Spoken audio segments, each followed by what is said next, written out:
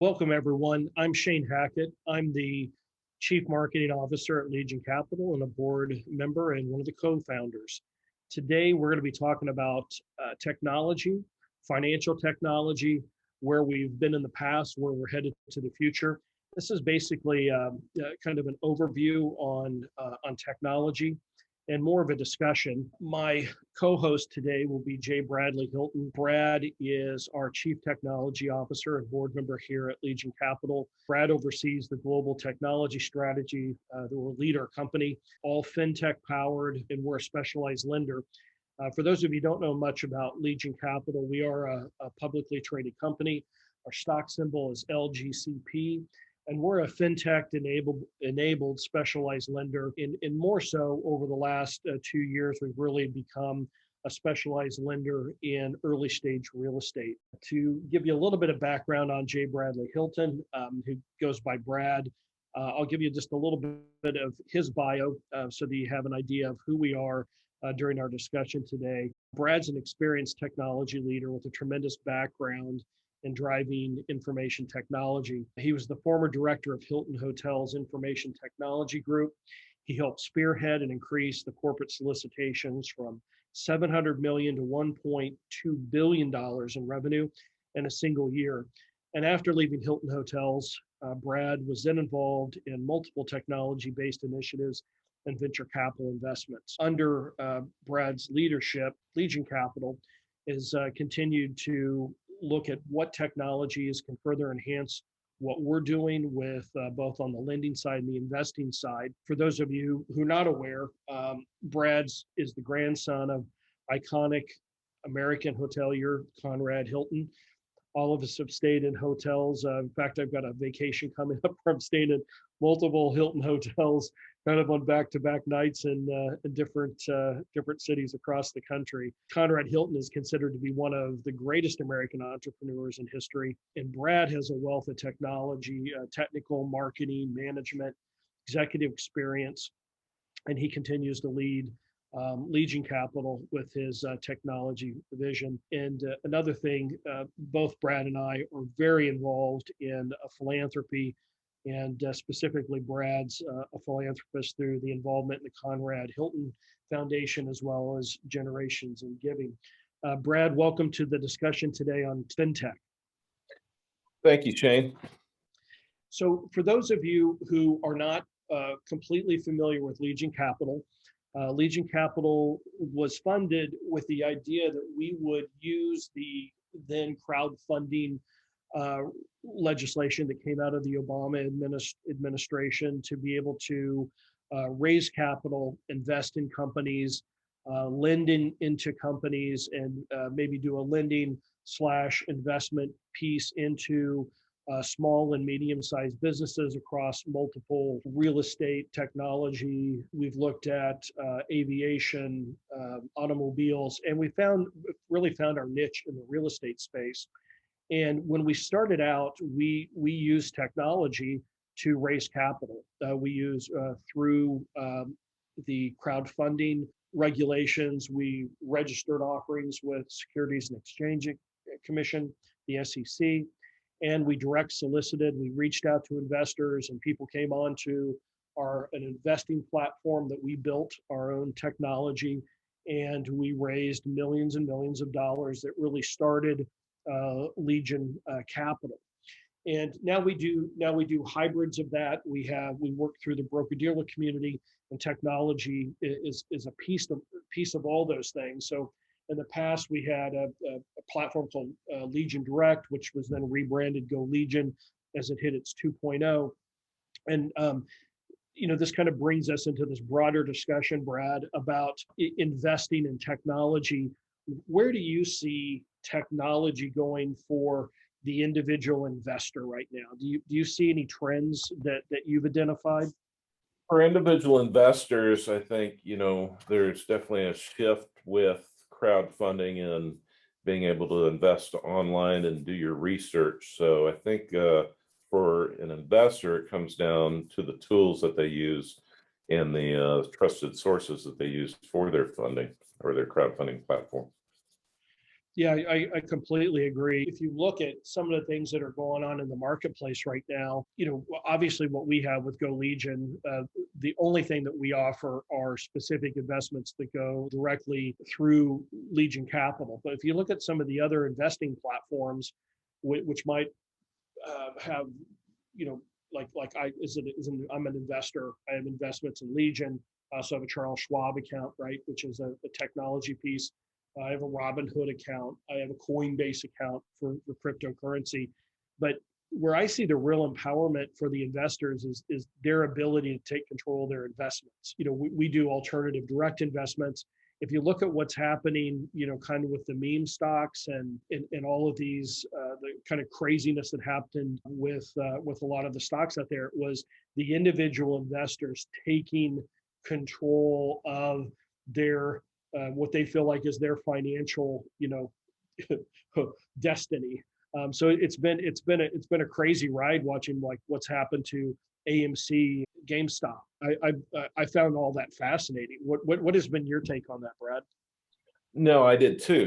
It's a shift in the marketplace where, individuals are grouping together and taking on the big guys, right? So, Robinhood is a good example of that, even though it had some negative connotations to what they did. All the things, I believe they did, were on the up and up. They got hit with some limits and things like that. But at the same time, having access to tools like that for, a new crop of investors out in the world, I think it's helping redefine, what it means to be an investor in this new economy.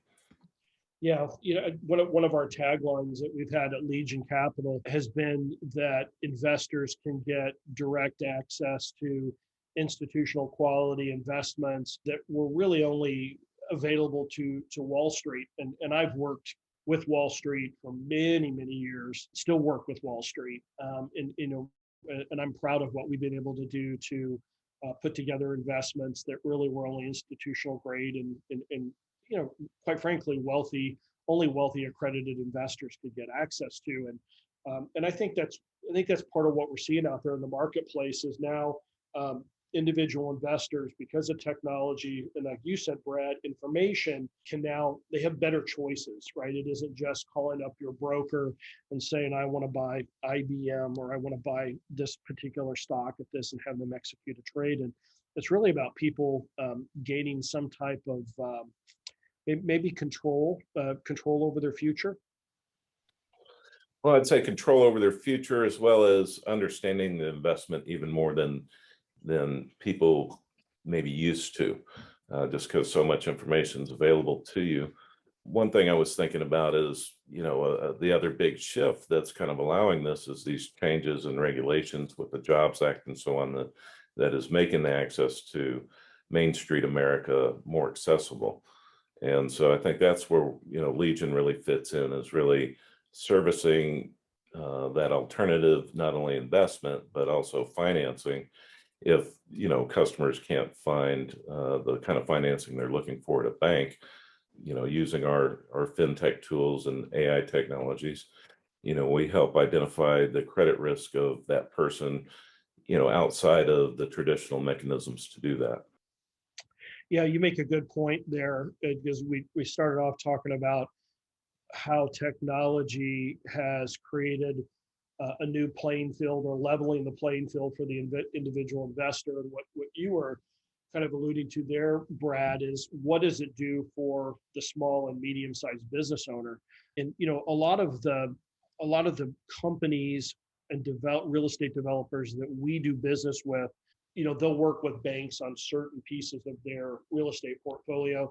And then there's parts, because of banking regulations and that the banks just won't do. We get a lot of business clients, I mean, small business, medium-sized business owners, medium-sized real estate developers that just can't get loans for certain type of real estate developments. So as an example, if you're a multifamily developer, meaning that you develop apartments and you built the vertical construction, you put in the infrastructure, the roads, the sewers, now you built the structure, you lease it up, you've got people in there, Now, it's fairly easy to go to a bank based on your lease rents and say, I have 94% occupancy, here's what they pay. And they base it on what's called a cap rate, and you can get a loan on that. Where we have found a great niche is with real estate developers that are successful. They built out phases, and now they need to add the next roads, the sewers, the utilities to the next development. And we're worth millions of dollars, but typically banks do not lend on that raw land that needs that development, needs that infrastructure cost. And this is where the financial technology that you were talking about, Brad, where we can go in and we can look at what is the development, has that developer been successful in what they've done on their previous phases and the previous projects, but also who is that developer as a business person, and what do they look like financially, and look at all those things to give a much better financial picture than where a bank just might look at it and say, no, this is early stage infrastructure development. We don't do that, and almost all banks don't do that. That's why, and while it's not good for developers, it's a great thing for Legion Capital because that's kind of our niche. Absolutely. Servicing Main Street America and, making capital accessible to people is what Legion's really all about. So, from a technology perspective, the more things we can do to help speed up the process and qualify somebody is what Legion's all about. On the technology side, you've got the investors that are using technology to be smarter, be more informed, be more educated, and then actually executing some type of an investment. On the business side, where you have companies that look at the Jobs Act, which you mentioned, and crowdfunding, all those are part of the same thing. You might hear us use the word Reg A or Reg A Plus, which is a type of SEC fundraising registration. And we've used those in the past, and that is part of the crowdfunding and acts. Is that for the first time ever, companies could go and offer investments to investors directly. They still have to be registered. They still have to go through the SEC, but now these investors can come directly to those. And that's part of the technology we built. And that's where, for the first really 5 years of the company, we've had those type of investments come through. And that's been a big change. So if you think about it, we took a little bit different approach to it, where rather than in some cases the investors investing into us, and then we're taking around and taking that capital and investing into other companies. So we might be a lender, and an investor. We might be a lender and have a success fee depending on how the company does. But the whole crowdfunding side of it with the technology really changed the landscape for businesses, Brad. Were you actually surprised when all those regulations were passed? Well, I tuned into it several years early before it actually became official. And that's really, what brought you, I, and Jim Bird together to form this company to, give access to Main Street America for, the purpose of having access to capital when you need it to grow your business. And that's a big thing that's been missing. I've been an entrepreneur since I was about 25 years old after I left Hilton. And since that time, we've done capital raise for different businesses that we've done, and it's not an easy process, right? Or at least it used to be a lot harder than it is today. And with, these new technologies, new regulations, the government has kind of taken the handcuffs off of small businesses' ability to, access public markets. And we're here to serve that and to, provide access to technologies that, really only the big guys used to be able to have and enjoy. Absolutely. Brad, you and I have a lot of conversations in meetings talking about artificial intelligence. And I think for the average person, when you think about artificial intelligence, at least for me, like it becomes like a sci-fi deal where there's some type of a robot, that has artificial intelligence that's going to take over the world, i.e. Terminator series type of thing. But artificial intelligence is already being used in so many things now. And I think when I try to really kind of dumb down the definition of what it is, and it's really using technology to make things easier for the processes, right? Because if you think about, gosh, where we were even 100 years ago, right, where somebody would have a letter and they had to put it on the Pony Express, and somebody had to ride it across with a horse across America. And I remember, as technology came and the fax machine was invented, and we would joke and say, hey, how did people even do business before the fax machine? And I'm even talking about the time where the thermal paper used to come out of the fax machine, and you'd have a trash can below connecting all the faxes that would come in every day. And then, of course, we had the advent of the internet and email and word processing, all those things that made everything. Technology made our work processes so much better. And so when I look at artificial intelligence, it's all those things. So as an example, we've started to look at those for our commercial underwriting on our lending, for the businesses that we lend to. We're actually using it in our communications that we're doing to get the company story out, to talk with our investors. We're even using an AI video enhanced technology to be able to create videos very, very quickly. I just see the AI component not only across all businesses, but especially for Legion Capital, becoming a bigger part of what we do. What's your take on that, Brad? Well, I think for Legion specific, it would be qualifying individuals over the standard credit scoring mechanisms, right? And so getting a big enough database to see good companies versus companies that wouldn't be so qualified, and really having an AI trained to be able to identify things that you wouldn't be able to just get from a credit score. And so that's ultimately what we're looking for as our potential clients come in, is take them through an AI screening process to determine a lot about there's a lot of factors that go into making that recommendation back to the committees that then decide what to do with that information, whether not to provide the loan or not. And so, we want to fine tune that, just for risk mitigation purposes, and to where we're not putting out any bad lending. But right now, that's the current use for Legion, is to help that process to onboard clients. Yeah. I was part of the internet e-commerce on the cutting edge of that back in the 90s, and to have watched where we've gone on e-commerce and the ability to create online transactions. And we were discussing how we used Go Legion earlier to do a lot of our initial fundraising, with people registering and making investments directly into.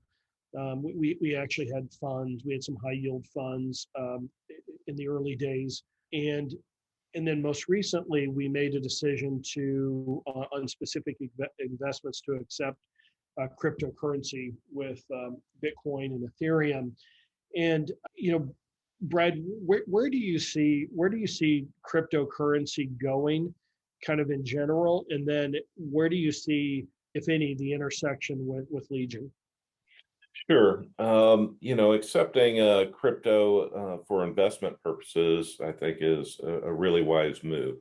Not that we hold on and bank on the cryptocurrency side of things, but it makes it convenient for customers that have that in their portfolio and want to use it without cashing out on it. And so to use that as a currency, I think is a great, business model for Legion. In general, cryptocurrency, I'm a big fan of, but there's some underlying issues. It's still new to the world, it's unregulated. To find the intrinsic values of these things like Bitcoin isn't an easy thing to do. I think country to country, people could give you different stories of the values that they find in it.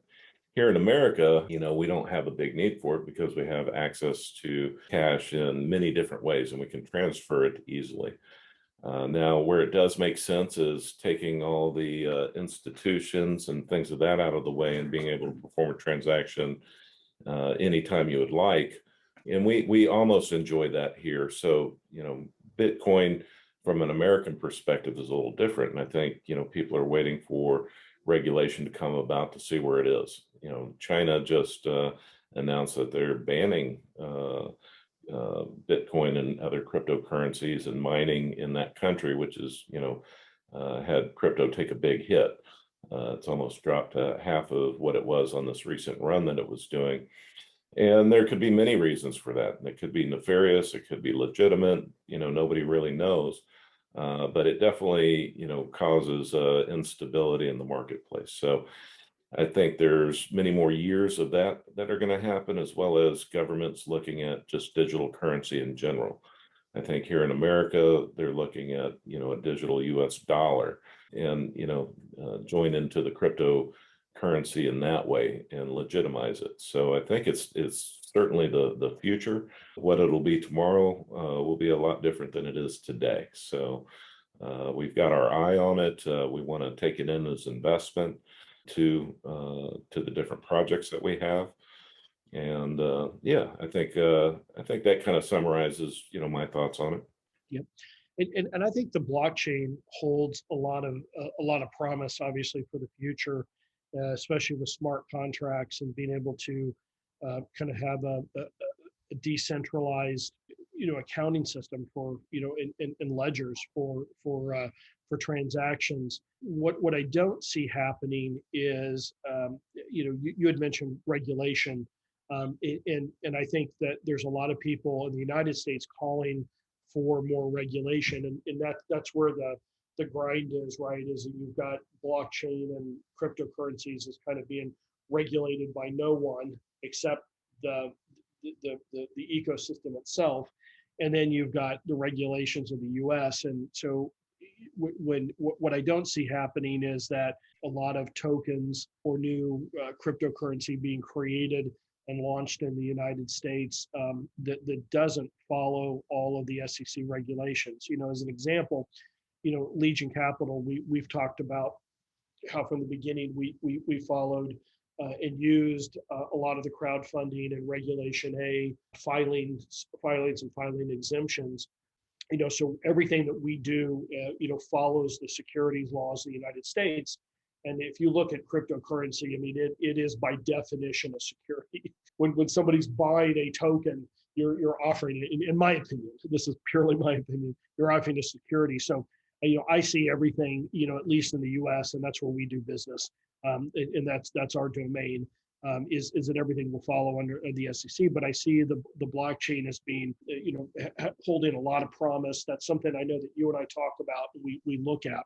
Yeah, and I'd say, for the smart contract aspect of it, there's real value there. It's an expensive proposition now. I know Ethereum is looking to fork into Ethereum 2.0, which will be a much more lightweight, higher, faster transaction system, and the cost of deploying dApps will go down significantly. And I think the use of those two technology currency, tied to a contract mechanism is definitely in our future. Yeah, completely agree. And Brad, what I'm hopeful of is that that you and I probably about every 6 months can host just a short kind of technology update. I know that we both love technology. That's one of the things that maybe we're more interested in than other things. But making this kind of an ongoing, maybe every 6 months, we kind of talk about trends, and not only what the trends are kind of around the world or in the United States, but then how we're taking advantage of those in Legion Direct. To kind of summarize today, for anyone that's interested to kind of see who Legion Capital is, what we're doing. We're publicly traded, so we file annual reports and reports with the SEC every 6 months. You can go to our main website, which is legioncapital.com, and there's an investor section, and that'll give you all of our filings as well as up-to-date information on the company, all of our news, as well as information about the stock. We also talked about Go Legion, which is our kind of direct to investor investment platform. We don't have, at any given time, we don't have a lot of different investments out there. We don't have a lot of investments for other people. In fact, we have no investments for other companies. These are just our sourced investments that we have for our registered investments at any given time. I think the most we've ever had that we're going was either 2 or 3 over the years. Generally speaking, we only have 1 or 2 because we're very selective in what we invest in and who we invest in. But you can find all that information at golegion.com. You can register there. You can get information about any investments that are out at any time. And we're growing. We were just right before this webinar started, we were just talking about how Legion is probably in its highest growth state that we've had since our inception, with so many things happening. Obviously, a very robust real estate market, which means the demand for capital and the number of people that want to do business with us far exceeds our abilities to fund everybody that's looking for capital. But also, the way that we make investments is to make sure that our investors are securitized and collateralized, usually on a 2-to-1, meaning that we're only loaning half of the value of the underlying asset or properties. So, but you can find all that at golegion.com as well as legioncapital.com. Brad, I want to thank you for your time today, and I look forward to talking to you kind of in this public format in about 6 months from now. Oh, that's great, Shane. Thank you. Okay, thanks everyone. Take care.